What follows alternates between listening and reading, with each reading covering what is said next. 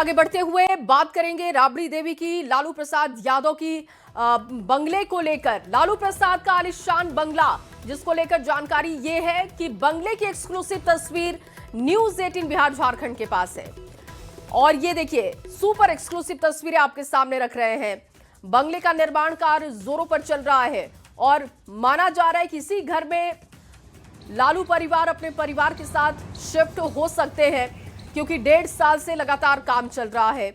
और अभी जानकारी इस बात की है कि बंगला बदलने के लिए उनको नोटिस भी दिया जा चुका है।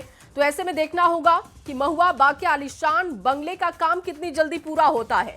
ये सुपर एक्सक्लूसिव तस्वीरें आप देख रहे हैं, क्योंकि लगातार ये काम आगे की तरफ बढ़ते जा रहा है और माना जा रहा है कि इसी घर में लालू परिवार शिफ्ट हो सकते हैं। इस आवास को आपको बता दें कि जो इनका पुराना आवास है 10 सर्कुलर रोड वाला, उसको खाली करने के लिए सरकार की तरफ से आदेश है।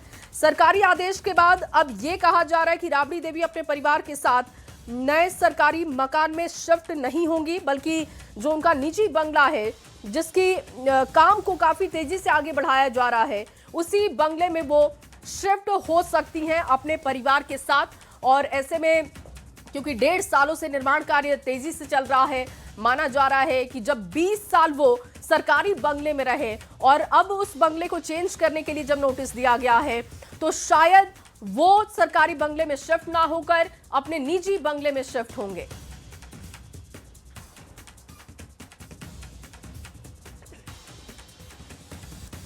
और देखिए, 18वीं बिहार विधानसभा के पहले सत्र की शुरुआत 1 दिसंबर यानी कल से होगी। यह सत्र 5 दिनों की होगी। पहले दिन नवनिर्वाचित विधायकों को शपथ दिलवाया जाएगा और अगले दिन विधानसभा के अध्यक्ष का चुनाव होगा।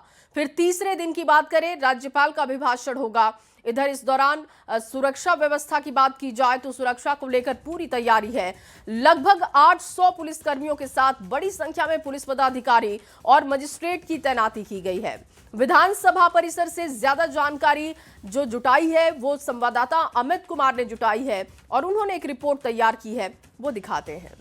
1 दिसंबर से बिहार विधानसभा के विशेष सत्र जो है वो आहूत की गई है और ये सत्र जो है वो 5 दिनों की होगी। पहले दिन जो है निर्वाचित विधायकों को शपथ दिलाया जाएगा। दूसरे दिन विधानसभा अध्यक्ष का जो है वो चयन होंगे और यह अभिभाषण जो है वो सेंट्रल हॉल में होगी। चौथे दिन राज्यपाल के अभिभाषण पर जो है वो वाद विवाद होगा। 5वें दिन अनुपूरक बजट पे वाद विवाद होगा और उसके साथ ही सदन की कार्रवाई जो है अनिश्चित काल के लिए स्थगित कर दी जाएगी। और इधर हम बताते चले कि यह सत्र जो है वो बेहद खास होगा, चूँकि इस बार सत्र में जो है सत्ता पक्ष की संख्या बल जो है अधिक है, विपक्ष की संख्या बल जरूर कम है, लेकिन विपक्ष जो है वो पूरे तौर पे आक्रामक होगा। सदन के लेकर के, सत्र को लेकर के विधानसभा विधान परिषद कहें तो दोनों जगह जो है वो तैयारी काफ़ी जोर शोर से चल रही है। चप्पे चप्पे पे सुरक्षा कर्मियों की तैनाती होगी। जिलाधिकारी और एसएसपी जो है खुद उन्होंने निर्देशित किया है कि किस तरह से सुरक्षा व्यवस्था जो है रखनी है। और कह सकते हैं कि सीसीटीवी कैमरे से भी जो है वो देखिए यहाँ पे पूरे तौर पे पूरे परिसर पे जो है वो नज़र रखी जा रही है। और कहीं ना कहीं कह सकते हैं कि सुरक्षा को लेकर के भी विशेष ध्यान जो है वो दिया जा रहा है। बताते ये भी चले कि इस बार जैसा हमने कहा कि एनडीए यानी कि सत्ता पक्ष के पास जो है संख्या बल अधिक है, तो उनकी सीट्स जो है वो अधिक होगी विधायकों की। विपक्ष जो है वो उनकी संख्या कम है। इधर हम बात करते चले तो कई ऐसे विधायक हैं जो पहली बार सदन जो है वो पहुँचेंगे और कहीं ना कहीं कह सकते हैं कि एक नई तस्वीर जो है बदली हुई इस बार जो तस्वीर जो है वो देखने को विधानसभा में मिलेगी। तो कह सकते हैं कि सोमवार से यानी कि 1 दिसंबर से जो सत्र है आहूत है वो बेहद खास होने वाला है। कैमरा पर्सन सुबोध के साथ अमित कुमार, न्यूज 18 पटना।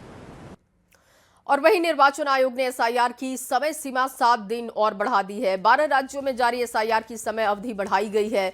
अब 11 दिसंबर तक एसआईआर फॉर्म भरा जा सकता है। आपको बता दें कि विपक्षी दलों ने एसआईआर की अवधि बढ़ाने की मांग की थी।